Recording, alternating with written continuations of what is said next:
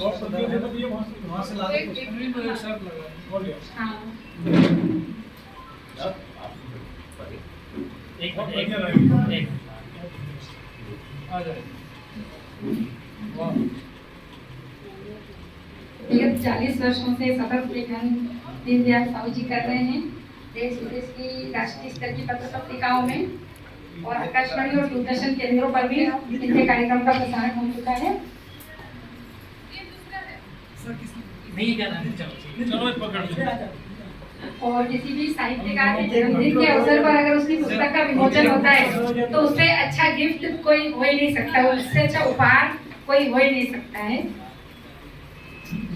तो मैं आशा करती हूँ कि जो वृक्षारोपण किया है तो जैसे सतत वृक्ष बढ़ेंगे, इनकी किताबों का भी सिलसिला इसके बाद बढ़ता जाएगा।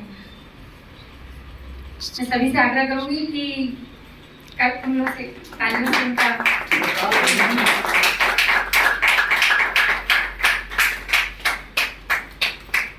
बधाई, डबल बधाई।